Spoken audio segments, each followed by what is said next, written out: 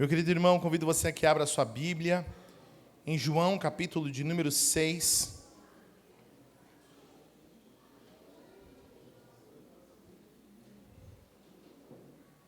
João 6, do 60 ao 71. Nós temos o texto também projetado aqui.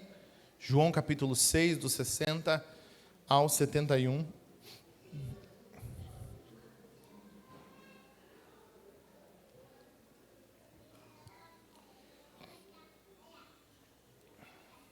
Nós estamos nessa série que começamos na semana passada, que é a série Encontros, que fala sobre episódios onde Cristo Jesus tem diálogos com pessoas, com várias pessoas, e nesses diálogos Cristo vai mostrando o caráter do seu ministério, da sua obra salvadora, e é interessante ver por meio dessas conversas o que Cristo efetivamente tem a nos ensinar. Vamos ler o texto da Palavra de Deus, que diz o seguinte: muitos de seus discípulos disseram, a sua mensagem é dura, quem é capaz de aceitá-la? Jesus, sabendo que seus discípulos reclamavam, disse, isso os ofende? Então, que pensarão se virem o Filho do Homem subir ao céu, onde estava antes? Somente o Espírito dá vida. A natureza humana não realiza coisa alguma. E as palavras que eu lhes disse são Espírito e vida. Mas alguns de vocês não creem em mim, pois Jesus sabia desde o princípio quem não acreditava nele e quem iria traí-lo. E acrescentou, por isso eu disse que ninguém pode vir a mim, a menos que o Pai o dê a mim. Nesse momento, muitos de seus discípulos se afastaram dele e o abandonaram. Então Jesus se voltou para os 12 e perguntou, vocês também vão embora? Simão Pedro respondeu, Senhor, para quem iremos? O Senhor tem as palavras da vida eterna. Nós cremos e sabemos que o Senhor é o Santo Deus. Então Jesus disse, eu escolhi vocês 12, mas um de vocês é um diabo. Ele se referia a Judas, filho de Simão Iscariotes, um dos 12, que mais tarde o trairia. Vamos orar? Ó Deus, fala conosco nessa noite, dá-nos instrução e direção por Tua palavra, edifica nosso coração, pastoreia, ó Deus, nossa vida, para que sejamos e vivamos para a glória do Teu nome, de Cristo Jesus, o nosso Senhor, nele nós oramos e agradecemos. Amém. Há uns tempos atrás, viralizou na internet vídeos de fábricas chinesas rasgando, abrindo, jogando tênis, bolsas, relógios de marca. Mas não é qualquer marca, não é aquele Champion que você comprava quando era adolescente, tinha 12 pulseiras coloridas. Não, querido meu. Relógio pesadíssimo, desses que dá para dar entrada em apartamento, ou quitar já de cara, né? Bolsas caríssimas, e tênis chiquérrimos, e roupas de grife. E a crítica ali, em relação aos desafios, né, ali das lutas entre Estados Unidos e China, era mostrar que, no fim das contas, as coisas caras que as pessoas compram achando que são maravilhosamente feitas na Europa, em alguns países, no fim das contas, virou, mexeu, é China, né? Até a gente, se abusar, foi feito na China, a gente não sabe. Tudo vem de lá. Mas a questão em si é que, no fim das contas, estes produtos são o que estas pessoas desse ramo, né, chamam de 1 para 1. E o que é um produto 1 para 1? É um produto que, se você olha para ele, com toda a sua atenção e devoção, você não vê diferença, porque é o mesmo produto. A única questão é que as grifes vão lá e colocam suas etiquetas e revendem. Mas eu sou de uma outra época. Eu sou da época que lá na minha cidade tinha a loja do banana, né? Podia ser, na verdade, um outro fruto, podia ser tomate, porque ele é bem gordinho. Então, o banana era o cara que ia para o Paraguai, né? Famoso Paraguai, quem é da época do Paraguai, e trazia do Paraguai brinquedos. E a minha infância foi recheada de brinquedos do Paraguai, cheio de chumbo, tudo que depois dá no que dá. A gente é hoje fruto desse chumbo dos brinquedos do Paraguai, né? Mas, vamos ver o que vai ser daqui para frente. Mas o ponto é que aí, meu querido, era sabor brinquedo, né? Não era brinquedo de verdade, era tipo brinquedo. Que o Power Rangers, você virava, ele tinha uma cara esquisita, o boneco vinha torto, era o desenho do Sonic na mochila, em cima estava escrito, sei lá, Beyblade, sabe assim? Era uma bagunça, era tipo assim, era mais ou menos, né? Ela tipo Lisinal, né? Que nem você compra lá na 25. E é fácil, né? É fácil distinguir assim, lado a lado, um produto de qualidade e um produto ruim. Se você é como eu, a gente tem esse olhar para coisa cara, né? A gente entra na loja, o que a gente gosta é qual? O mais caro, né? Mas são produtos fáceis de distinguir se é verdadeiro, se é falso. Mas isso é fácil quando a gente tem poucas amostras ali na nossa mão. E quando a gente está no meio de um bololô, no meio de coisa arada, um monte de coisa envolvendo a situação, um grande volume, e é difícil, de fato, nesse alto volume, no meio ali da maçaroca, saber quem é quem. Né? Hoje parece que ia ter uma manifestação na Paulista. Teve, Otton, você que é correspondente direto? Não foi? Será que teve? Será que não teve? Mas diziam que ia ter uma manifestação na Paulista. Não sei se a chuva derrubou a manifestação, mas diz que ia ter. Mas se você já viu essas manifestações lá na Avenida Paulista, já viu que por meio, lá no meio, assim, daquela maçaroca de gente, se enfia gente que não tem nada a ver com o assunto e levanta suas bandeiras e defende ali seus assuntos. É assim que funciona. O problema da multidão é isso. O problema do alto volume é isso. Que é difícil saber o que é o quê. Porque quando você olha no todo, você fica ligeiramente confuso, você não está olhando no detalhe, e de fato, você só consegue saber se uma peça, se um indivíduo é de verdade mesmo, quando você olha no detalhe, quando você olha de perto, quando você chega bem pertinho. Eu estou agora, diz a minha esposa, que com hiperfoco. Eu estou com hiperfoco em perfume. Os irmãos devem ter notado que eu sou uma pessoa cheirosa. Não sou? Sou. Muito obrigado. Então, eu estou com hiperfoco em perfume. Mas perfume é uma coisa cara. Então, a gente compra perfume árabe, que é a gambiarra, mas é 10 de 10, gente, tá? É cheiroso, é 10 de 10. Mas agora a gente já compra o árabe, e agora o árabe estão fazendo falso do árabe. São várias camadas, a galera não perde tempo. Várias camadas, e eu fico vendo o vídeo dos detalhes da embalagem para saber se eu também não estou sendo engambelado, né? Então é no detalhe que você vê, é na marca d'água, é no símbolozinho, é quando você aproxima, quando você chega bem perto. Quem conhece bem aquele produto, quem conhece bem aquela realidade, quando chega perto percebe, consegue notar a validade daquilo. Mas no bololô, assim, na multidão das coisas, não dá muito bem para notar a diferença das coisas. Jesus Cristo tinha esses dois tipos de experiências muito frequentemente no seu ministério. Ou Jesus Cristo estava empaçocado com um monte de gente, mas multidões de gente à volta dele, ou Jesus Cristo estava num círculo reservado de pessoas. Na verdade, havia 3 tipos distintos de pessoas que seguiam Jesus Cristo. Nós tínhamos a multidão, como a gente vê em vários textos, inclusive no texto do capítulo 6, lá no início, você vê que Jesus estava sendo acompanhado por uma multidão, ou seja, era gente a perder de vista, né, 2, 3, 4 mil pessoas, muita gente mesmo, andando para cima e para baixo com Jesus. Você vê outros textos falando sobre um grupo mais fechado dos discípulos de Jesus, que era composto de homens, mulheres, famílias inteiras, um grupo menor, fiel, que ia para cima e para baixo com Jesus Cristo, onde ele ia, caminhando com ele em seu ministério. E a gente tinha o círculo mais fechado, que é o círculo dos discípulos mesmo de Jesus, os 12 discípulos de Jesus.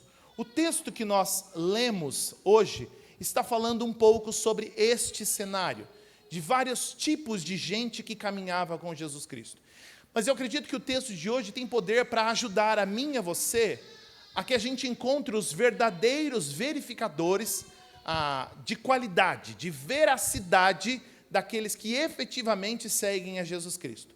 Por meio desse texto, aí a gente pode perceber, a gente vai poder notar que o próprio texto mostra quais são os indicativos de quem é de verdade e de quem está ali apenas com interesses e por interesses.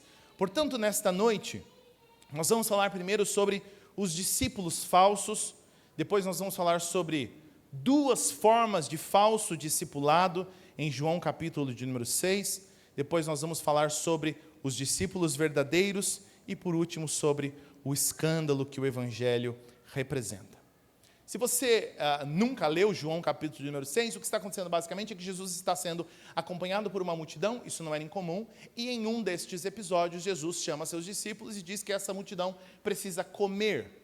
E então eles providenciam ali, Jesus providencia, de maneira miraculosa, pão e peixe para estas pessoas comerem. Portanto, era o melhor rolê possível, né? Que além de ouvir uma palestra, ainda tinha comida de graça. No fim da palestra tinha um lanche. Então Jesus providenciou lanche para todo mundo. E as pessoas, naturalmente, passaram a seguir Jesus, claramente com expectativas de que isso se repetisse outras vezes. Mas o que acontece é que, aparentemente, para comer o lanche no fim da reunião, tinha que aguentar Jesus pregando. E o texto, a partir do versículo de número 60, parece apontar para o fato de que a mensagem que Jesus estava pregando não estava sendo das mais populares. Essa era a questão aqui. Jesus tinha uma grande quantidade de pessoas caminhando e seguindo ele, mas quando Jesus pregava, no final da pregação, a reação de boa parte destas pessoas é que a pregação de Jesus aparentemente era muito dura, ela não era fácil de digerir. O versículo de número 60 diz: muitos de seus discípulos disseram, sua mensagem é dura, quem é capaz de aceitá-la?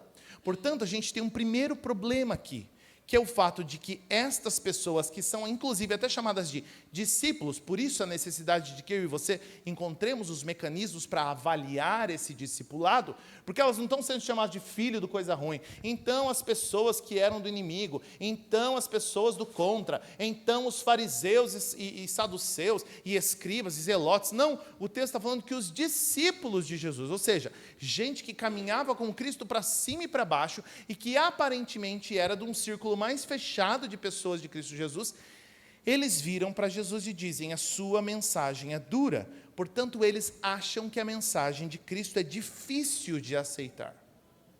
Difícil de aceitar. Jesus proclamava verdades que tocavam no fundo do coração destas pessoas, incomodavam elas severamente, e elas, incomodadas com aquilo, ao invés de tecer críticas ao próprio coração, preferiam dizer que a mensagem de Cristo é que era dura. Era quase como se eles estivessem dando uma dica para Jesus. Parece que o texto tem esse teor. É quase como se eles chegassem e falassem, Jesus, eu vou dar uma dica de amigo aqui para você. Se você continuar nessa, não vai sobrar ninguém. Que você é muito desagradável. Entendeu? Nunca tem eu amo vocês, vai dar certo, a vida de vocês é tudo certo, vocês vão jogar rede, vai pescar tudo, sabe? Roma vai acabar. Sabe, nunca tem uma mensagem boa, sempre tem uma dureza, sempre tem uma exortação, sempre tem alguma coisa que tem que mudar, sempre tem alguma coisa que não está boa. E aí, então, eles apontam para o fato de que a mensagem de Jesus Cristo aparentemente era difícil de digerir. Mas o texto está apontando para outro evento relacionado ao ensino de Jesus Cristo. Jesus Cristo, ele mesmo diz no versículo 64, que muitas daquelas pessoas que caminhavam com ele não criam nele, e que Jesus sabia desde o princípio quem cria e quem não cria. Dentro do grupo maior de discípulos, inclusive dentro do grupo menor de discípulos. O texto parece apontar para a ideia de que esse tipo de toque que eles estão dando para Jesus Cristo, nasce até mesmo do grupo menor de discípulos de Jesus. Dizendo, nossa, a sua mensagem é muito difícil. Mas Jesus sabia que no meio daquelas pessoas, tinha gente que não cria neles. E mais, o versículo 66 diz, nesse momento, quando Jesus nota estas coisas, muitos de seus discípulos se afastaram dele e o abandonaram. O falso discípulo, ele se revela em algum momento, porque ele essencialmente, dado alguma etapa do processo de discipulado, ou aparente discipulado, ele precisa abandonar Jesus. Por que ele precisa abandonar Jesus?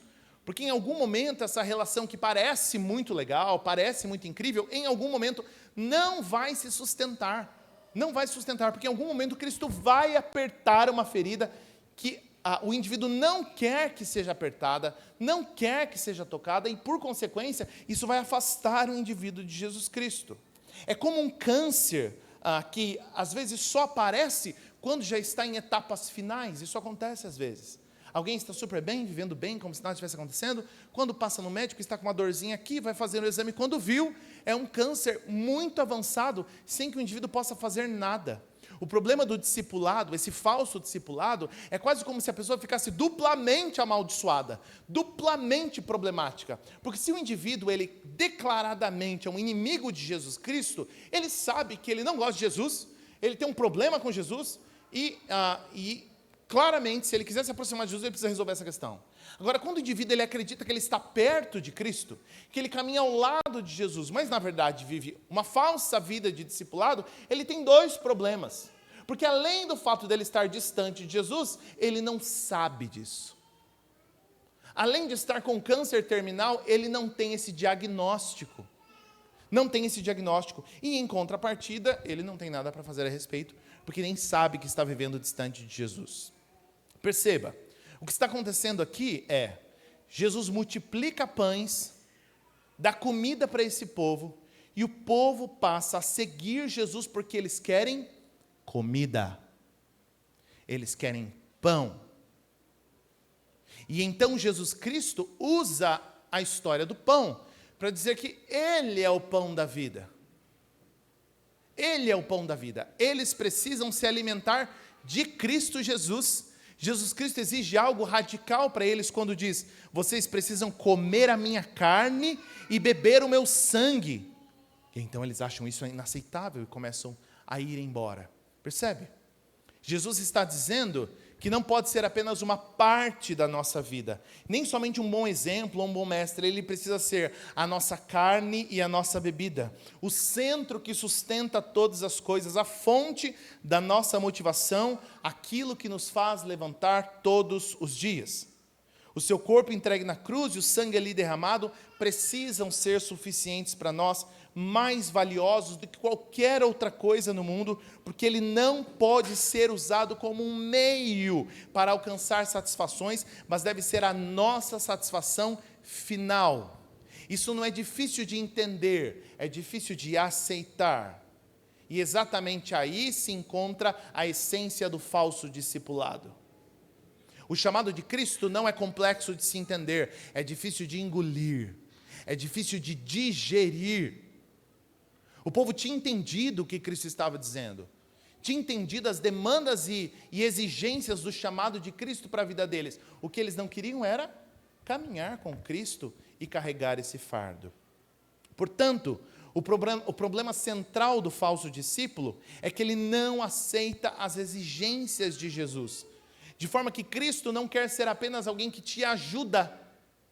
Cristo precisa ser aquilo que te sustenta. É como se Jesus perguntasse por debaixo das linhas o seguinte: o que é que te motiva? O que é que te sustenta? Qual é a tua carne? Qual é a tua bebida?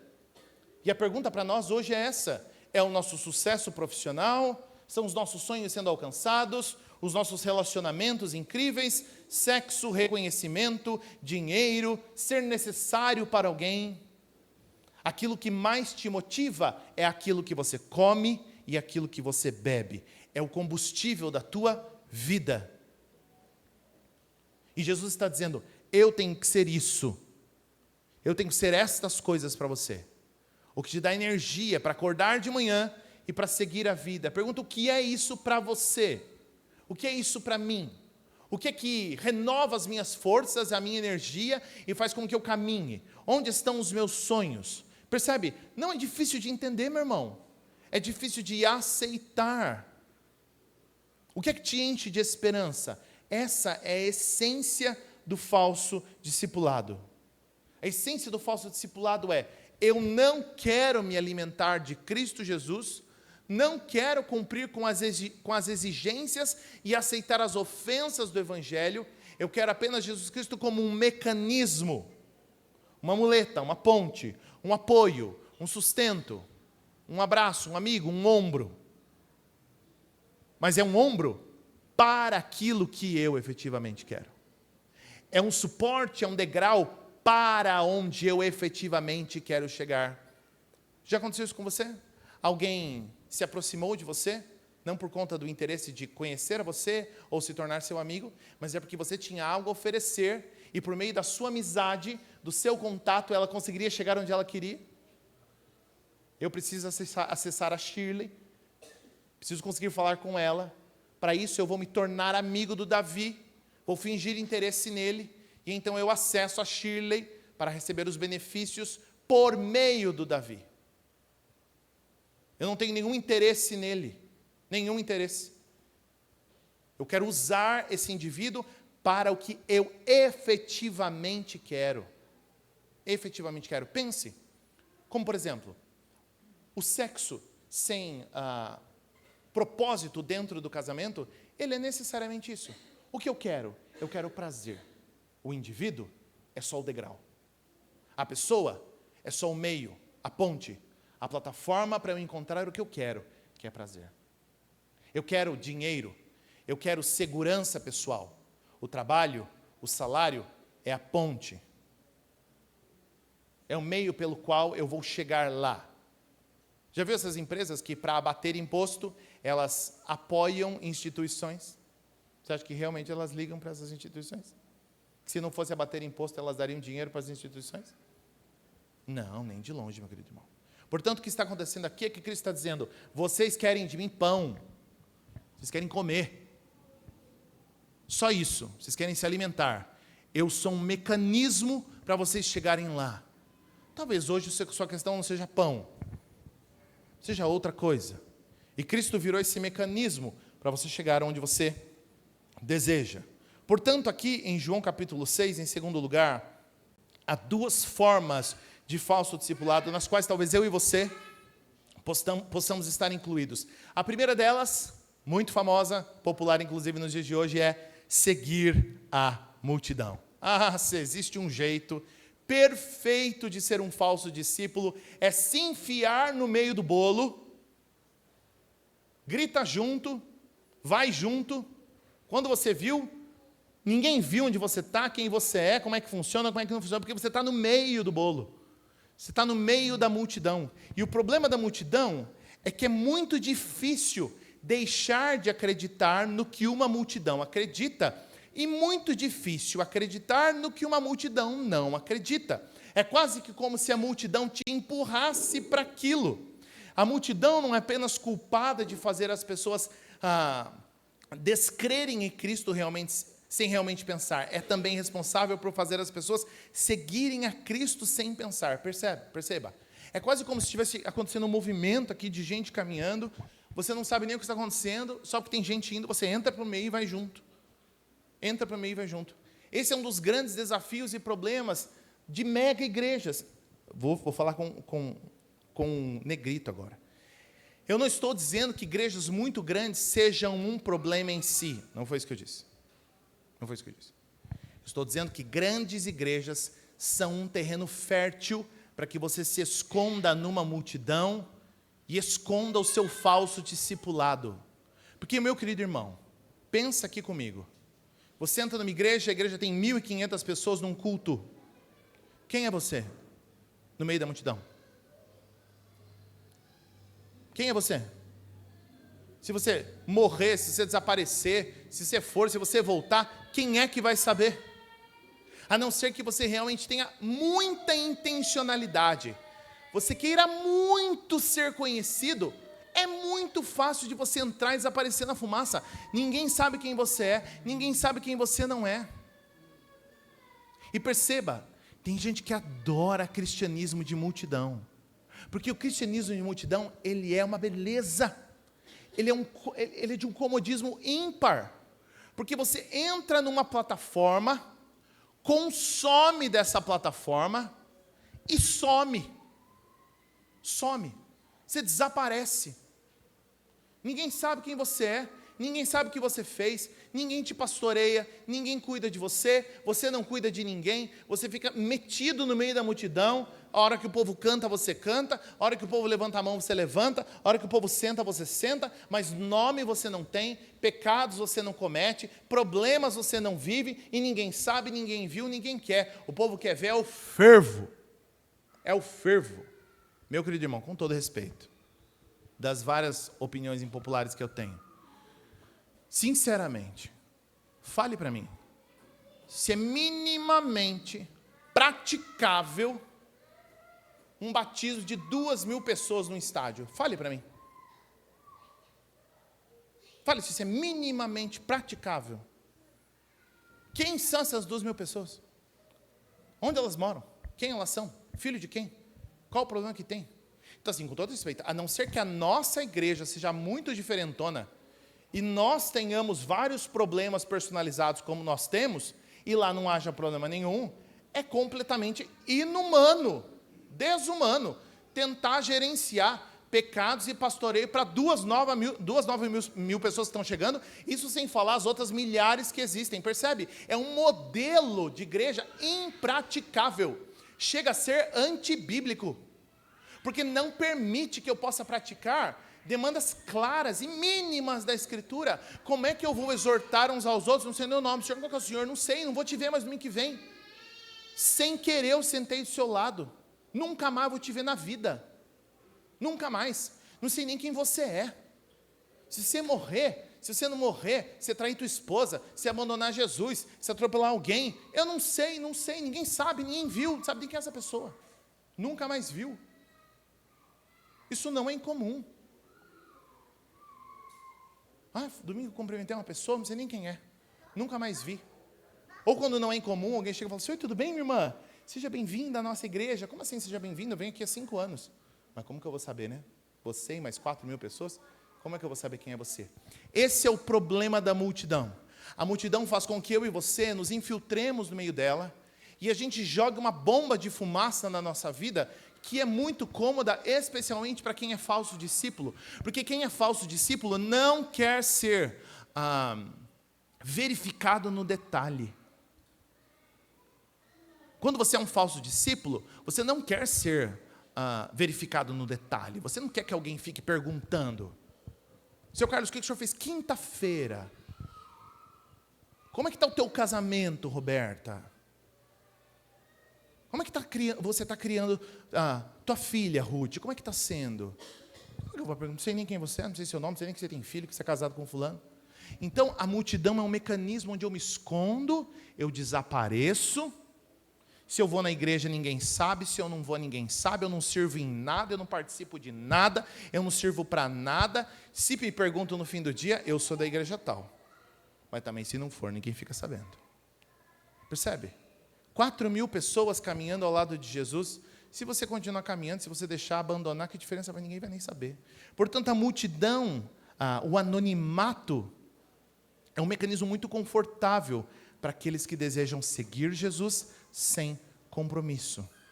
É por isso que mega igrejas, elas só crescem. Porque o que mais existe é gente que não quer compromisso. E qual o melhor lugar para se viver e não se ter compromisso? No meio da muvuca. No meio da muvuca. Perceba, eu não estou querendo dizer, e portanto, as igrejas pequenas são as igrejas bíblicas. Não é isso que eu estou dizendo. Eu estou dizendo que ambientes de muita gente trazem consigo suas tentações e desafios pertinentes a isso. Mas mais do que isso, outro problema associado ao falso discipulado é que seguir Jesus pode ser um movimento de ganância para alcançar o que eu quero. No versículo 26 o texto diz, do mesmo capítulo: Jesus respondeu: eu lhes digo a verdade, vocês querem estar comigo, não porque entenderam os sinais, mas porque eu lhes dei alimento. Jesus tinha clareza sobre isso. Há pessoas que tratam o cristianismo como uma espécie de investimento, é uma aposta. Se der certo, eu ponho mais. Se for para frente, eu continuo aqui, eu invisto aqui. Mas no segundo em que isso der um prejuízo, eu pulo fora. Porque para mim é uma relação de investimento. Se você é esse tipo de falso discípulo, o que você faz é se apegar às condições, determinando quais são essas condições e permanecendo com Deus enquanto Deus cumpre essas condições. Então você, na verdade, não tem um Deus, você não tem um pai, você não tem um salvador, você tem um parceiro de negócios. No máximo distante você tem um Papai Noel. Seu relacionamento com Cristo é comercial. Lucas, de fato isso acontece, mas está tão distante de nós. Não está não, meu querido irmão, não está não. Porque enquanto a igreja é kkk, hahaha, louvor, tananá, ai que lindo, beijo, beijo, bolinho no final, coquinha, ai eu amei essa igreja, adoro essa igreja, ai que legal, vou continuar nessa igreja, vou ficar nessa igreja, ai que divertido, divertido, até chegar o irmão e falar assim, Vitória, então é o seguinte, eu estava vendo o jeito que você fala com o Leonardo, e é claro, estou sendo bem hipotético aqui, eu acho que você tem sido muito grossa com ele, eu não acho que isso reflete o evangelho. Nossa, meu Deus. Não, primeiro que quem que pensa que é para ficar se metendo na minha vida? Primeiro que eu não perguntei a opinião de ninguém, para começo de conversa. Tivesse perguntado, mas não perguntei a opinião de ninguém. Segundo que é minha vida, e cada um cuida da sua vida. Entende? Já não gostei, já fiquei chateado, já não venho mais aqui. Entende? Eu criei condições, eu estabeleço, para começo de conversa, que eu que estabeleço as condições, né? Não é Deus quem estabelece as condições, eu estabeleço as condições. Eu estabeleci condições, Deus tem que cumprir as condições. No segundo que as condições não são cumpridas, não está valendo mais a pena, eu tiro o meu dinheiro dali. Eu tiro a minha vida dali. Eu paro de investir naquilo, que aquilo não faz mais sentido. Meu querido irmão, minha querida irmã, infelizmente, um dos cenários onde as pessoas mais abandonam uma comunidade de fé é quando há disciplina eclesiástica. Por quê? Porque ninguém gosta de ser disciplinado. Ninguém quer ser disciplinado. Todo mundo quer fazer amigo, quer criar uma rede de apoio, uma comunidade, um lugar para pertencer. Tanto que ninguém usa esse slogan, né? IP Norte, um lugar para que se você errar, você vai ser disciplinado. Venha tomar uma varada bem servida do Senhor na tua família e na tua vida. Vem conhecer o grande mãozada de Deus na tua fuça. Não, te falar, vem conhecer IP Norte, uma família, uma comunidade de amor para viver e pertencer. Esses slogans, né?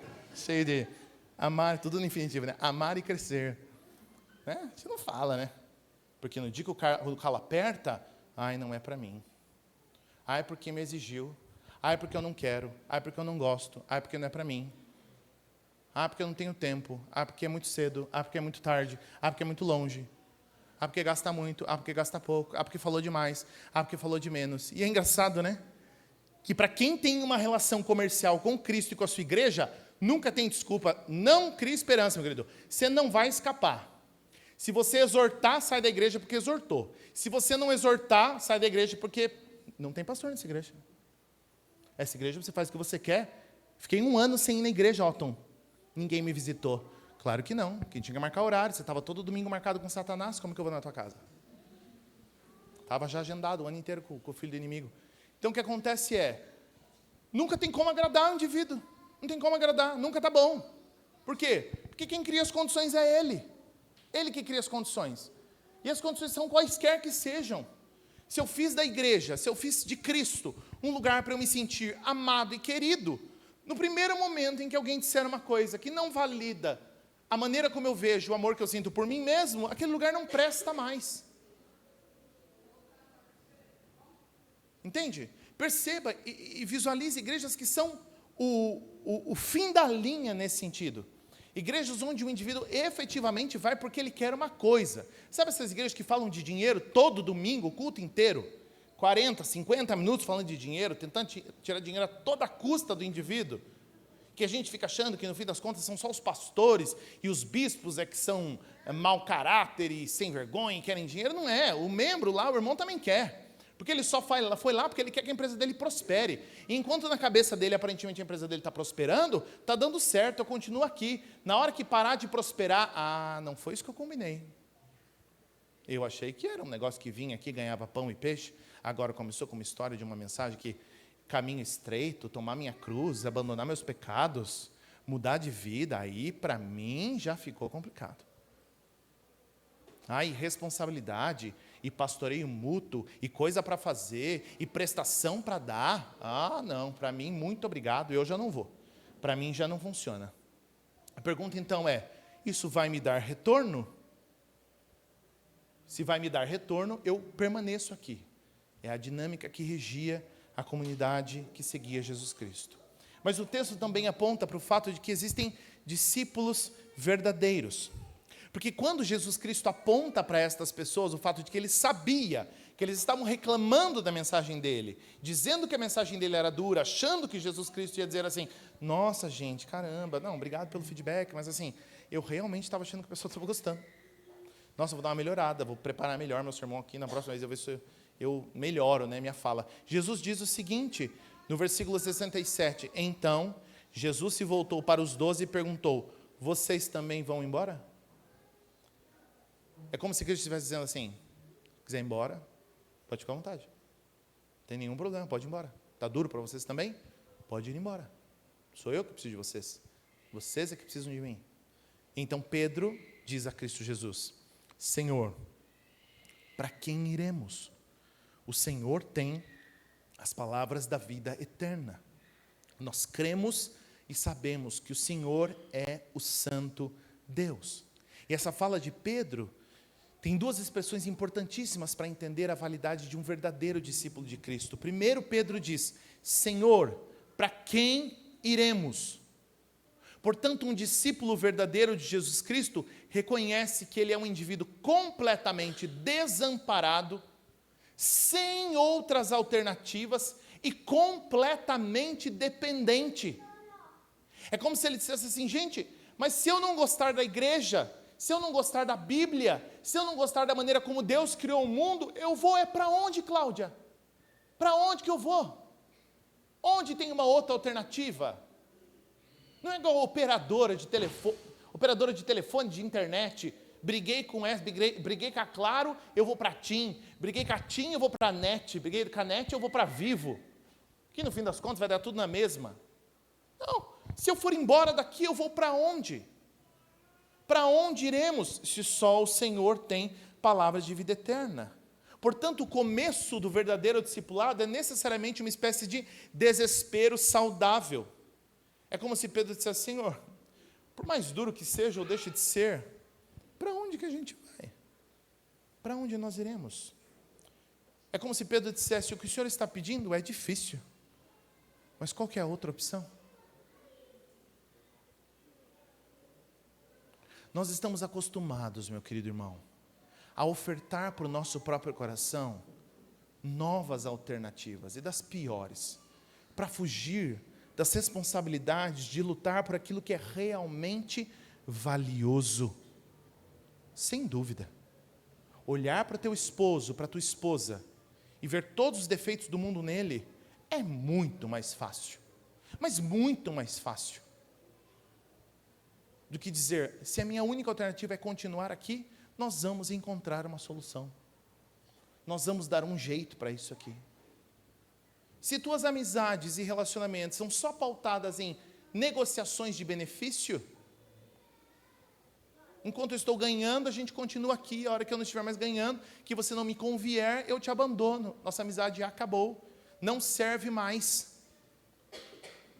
Nós gostamos de fazer isso. A gente mente para o nosso coração. É mais fácil abandonar, é mais fácil deixar para trás. Mas o que Pedro está dizendo para Jesus é, Jesus, se a gente sair daqui, se a gente deixar para trás, nós vamos para onde? O que é que vai ser capaz de preencher o buraco do nosso coração e de nos dar rumo e esperança, se não o Senhor? Qual é a outra alternativa de espiritualização, de religiosidade, de melhoramento pessoal, que vai comunicar as mesmas verdades de poder, de salvação e de graça como o Evangelho? Fale para mim, me mostre, pode me mostrar. Se pouco falar, eu já fui evangélico, já fui da Umbanda, já fui ateu, já fui espírita, já fui corintiano, já fui tudo que tem disponível e não gostei de nenhuma. Não coloca o cristianismo, não coloca a fé cristã na mesma bacia que todo o resto. Porque a fé cristã é uma coisa única. Não existe comparação. A fé cristã, Cristo Jesus, não é uma alternativa religiosa. Jesus Cristo é o único Deus que existe. A única alternativa de salvação, a única esperança, não há paralelos. Não há pares para Jesus Cristo. Não há nada parecido com Jesus. Não há nenhuma narrativa religiosa que contemple a realidade de um Deus que oferta a si mesmo para dar vida graciosamente para pessoas que não merecem, por conta do seu próprio amor, por conta do seu caráter. Não existe. Só existe religiosidade. Faça, você recebe. Cumpra, você ganha. Oferta, você tem. Sacrifica e você recebe. Luta e você melhora. Quem sabe reencarna em alguma coisa melhor na próxima vez. É assim que funciona. Só no cristianismo você ouve palavras de vida eterna. E então a gente tem o resto da declaração de Pedro. Pedro diz: Senhor, para onde iremos? Só tu tens palavras de vida eterna. Portanto, meu querido irmão, perdão só tem em um lugar. Um lugar. Só tem uma prateleira com um produto perdão disponível. Uma só. E eu sei que hoje em dia está na moda ser legalzão, ser simpático, falar que todo mundo está certo, no fim das contas está todo mundo... Não está todo mundo certo, não. Não está. Mentira, isso é mentira. Porque no fim, né, o que importa é amar, né? Não é não. Mentira. Vai lá viver esse amor lá no inferno o resto da eternidade para você ver. Não é não. Tem um lugar só que tem perdão. Há um lugar só que oferece satisfação. Pode procurar. Pode procurar. Corre atrás. Pode ir. Eu te desafio. Te pago até. Vamos apostar aqui. Pode ir. Quando eu era jovem, né, há muitos anos atrás, não sei que eu só pareço jovem, mas quando eu era jovem, tinha uma banda chamada Cats Barneia, quem é dessa época, né? Espero que não tenha cabelos brancos, mas... E essa banda tinha uma música que falava assim: extra, extra, extra, extra, o mundo acabará amanhã de manhã. E a música falava assim: se o mundo vai acabar amanhã de manhã, quem é que pode comer 1000 pratos, dormir em 1000 camas numa noite? Eu te desafio, vá lá. Come toda a comida do mundo, ganha todo o dinheiro do mundo, deita com todas as pessoas do mundo que houver, compra tudo que você quer comprar, ganha todo o prestígio do mundo, chega no topo, mais um topo, mais um topo. Não existe nada que vá te fazer feliz. Não existe. Um futuro glorioso existe em uma narrativa apenas, que é na pessoa de Cristo Jesus. E perceba, meu querido irmão, vida eterna, que é o que Pedro está dizendo que Jesus tem em si, não é viver para sempre. Porque viver para sempre todos nós iremos, inclusive quem não conhece a Cristo. A diferença é que quem não conhece a Cristo, quem odeia o Senhor, vai viver para sempre, eternamente em tormento.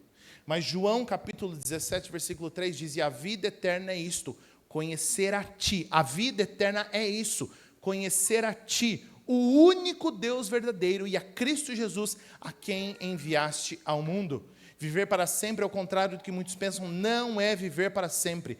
Vida eterna é se relacionar com Deus e com Jesus, é conhecer a Deus e ser conhecido e amado por Ele.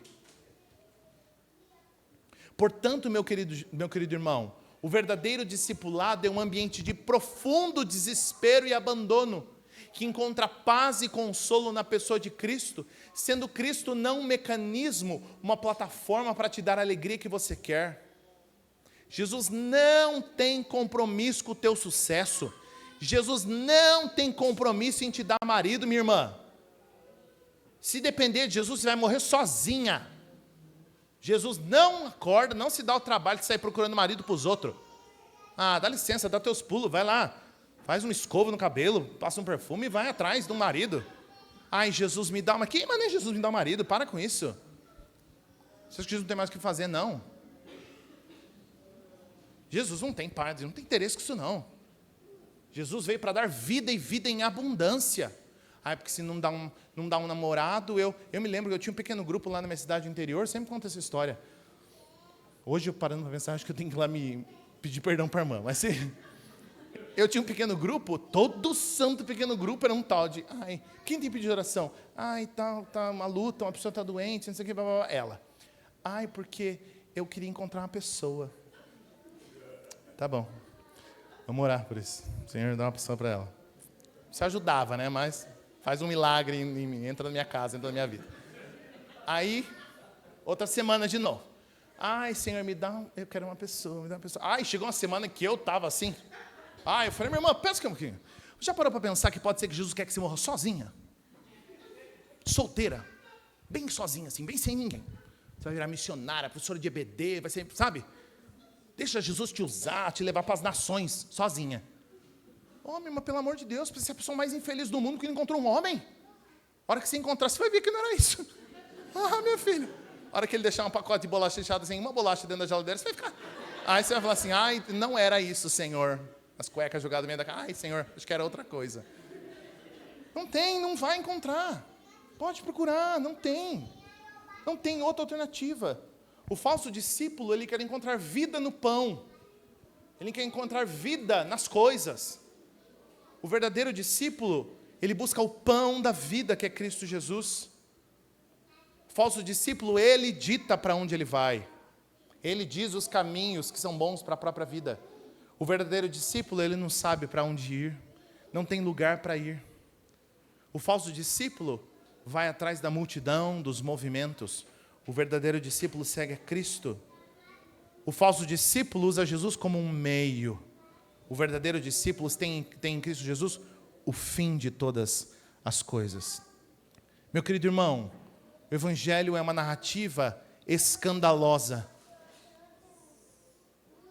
O falecido pastor Timothy Keller dizia que o Evangelho tem a sua faceta de faca, de ferimento, que entra em você, que vai te machucar. Os falsos discípulos, eles talvez até acreditassem que Jesus era o Messias, que ele fazia milagres, que ele fosse rei de alguma coisa, mas quando Jesus Cristo diz, vocês não são suficientes, eu tenho que morrer por vocês, eles rejeitam a Cristo. A salvação é um presente, mas aceitá-la exige que você admita que há um problema na sua vida, e esse problema é você. Você é o maior problema da sua vida. Eu e você é que somos insatisfeitos. Eu e você que somos vazios, utilitaristas, egoístas, só pensamos na gente. Nós é que somos assim. Queremos usar a Cristo para os nossos próprios intentos. Se você é o Cristo mesmo, faz isso. Me dá o que eu quero. Abre esse caminho, me dá essa oportunidade. Mas Cristo não veio para isso, meu querido irmão. Cristo veio para pegar uma faca, enfiar no meio do seu coração e falar assim, ó, o seu problema é você. E o dia que você entender que você não tem para onde ir, talvez você encontre rumo para a tua vida. Quando você entender que não há esperança para você, pode sair procurando para ir. Quer ir embora? É que Jesus fala para os seus discípulos, né? Quer ir embora? Pode ir. Pode ir. Pode levantar e ir embora. Não tem nenhum problema. E aí, depois de rodar, a gente descobre que no fim das contas, não há esperança para nós. Eu acredito que nessa noite, há 3 grupos de pessoas aqui. Mais para lá ou mais para cá, mas há 3 grupos de pessoas. O primeiro grupo de pessoas são não discípulos conscientes. Gente que não é discípulo de Jesus e que sabe disso. Gente que não segue a Cristo e tem consciência disso. Eu desafio você. Pode levantar, pode ir embora. Pode ir procurar, vai, continua nessa. Onde é que está a tua alegria? Está aqui esperando o culto acabar para encontrar alegria onde? Pode ir lá, vai lá. Não, não quero, nem quero que você fique. Pode ir. Vai lá, a hora que você usar a vida, usar as pessoas, experimentar tudo que tem, aí você volta, você me conta. O convite de Cristo para você é esse hoje. Pode ir procurar. Vá, vê se mais alguém tem palavras de vida eterna. Você não vai achar, não vai encontrar. Se esse é o seu caso, meu querido irmão, eu te convido a poupar esse esforço de procurar alegria em tudo e em todos, e a ir para Cristo Jesus. Só em Cristo Jesus há perdão para pecados e a vida eterna. Seja em qual estágio que você esteja na vida, seja você uma criança, um adolescente, um jovem iniciando sua carreira, faculdade, sonhos, um homem, uma mulher mais velhos, um senhor de idade, seja qual for a tua idade, o momento em que você está, venha a Cristo Jesus. Ele é vida e esperança àqueles que creem e entregam suas vidas. Há um outro grupo de pessoas aqui, que são discípulos verdadeiros de Cristo Jesus. A você, meu querido irmão, que é um discípulo verdadeiro de Cristo Jesus, eu quero te encorajar nessa noite, mesmo em meio a crises profundas na tua vida. Meu irmão, a vida cristã é difícil. O chamado de Cristo Jesus é duro. Suas palavras aos seus discípulos eram: carregue a sua cruz e me siga. Se eu, o mestre, fui desprezado por tudo e todos, com você seria diferente? Eu sofri e você quer ser amado? Eu fui desprezado e você quer ser elogiado? Colocado num pedestal? Eu abri mão de quem eu era, desci da minha glória, me humilhei por conta de você, e você quer uma vida de rei? Sofri, chorei, morri, e você quer só sorrir? Coragem, meu querido irmão. Seguir a Cristo é difícil, mas não tem outra alternativa. Só Jesus tem palavras de vida eterna. Haverá uma glória futura que vai extirpar toda essa dor, toda essa luta, onde só haverá alegria e celebração. E há um terceiro grupo, que é o grupo que mais me preocupa, incluído no nosso meio nessa noite, que é o grupo dos falsos discípulos. Meu irmão, talvez eu não saiba seu nome, talvez os irmãos não saibam exatamente quem você é, o que você faz quando ninguém vê, mas Deus sabe. Deus sabe. Deus tem um verificador ímpar para validar a autenticidade do teu discipulado. Você pode enganar o mundo inteiro, o Senhor te vê. O Senhor sabe quem você é, sabe o que você faz. Quando ninguém está vendo, Ele sabe o que você escolhe, para onde você caminha, como você se porta e como você age. Então nem se dê o trabalho de ficar aqui levantando mão, cantando, chorando, ajoelhando, servindo. Pode me enganar, pode enganar teus irmãos, mas o Senhor te conhece. E se esse é o seu caso, meu irmão, você tem dois problemas. Porque além de não conhecer a Cristo, você acha que conhece. E aí é sério mesmo, aí o caso é sério mesmo. Se arrependa, meu irmão, se arrependa. Mude de vida. Mude de vida. Pare de usar Cristo Jesus como um meio para alcançar a tua alegria, para alcançar teus prazeres, tua vontade, teus desejos. Cristo é o fim que eu e você precisamos procurar. Jesus não é meio, Jesus é o prêmio final. Portanto, meu querido irmão, que nessa noite eu e você tenhamos sido movidos pelo Espírito do Senhor a nos tornarmos verdadeiros discípulos de Cristo Jesus. Quero que você se lembre que nos momentos mais duros que Cristo Jesus passou, pouquíssima gente ficou. Pouquíssima gente ficou. Quando o calo realmente aperta, quando as coisas realmente ficam difíceis, é quando realmente quem é de verdade fica e revela o desejo de seguir a Cristo Jesus como discípulo. Vamos orar, meu querido irmão. Ó Deus Todo-Poderoso, Deus de graça e bondade, se conosco nessa noite. Te pedimos, ó Senhor, que Tu nos dês direção, que faça de nós verdadeiros discípulos de Cristo Jesus, que abandonam suas vidas em prol de viver para o Rei. Até porque, Jesus, se eu e meus irmãos nos enjoarmos do Senhor, nos irritarmos com essas exigências e com essa vida cristã, para onde é que a gente vai, Senhor? Onde é que a gente vai encontrar vida, senão no Senhor? Para onde nós iremos, se só o Senhor tem palavras de vida eterna? Portanto, ó Deus, pastoreia nosso coração, disciplina nossa vida, muda nossa vida. É o que te pedimos, ó Senhor, para a glória do Teu nome, em Cristo Jesus nessa noite. Amém.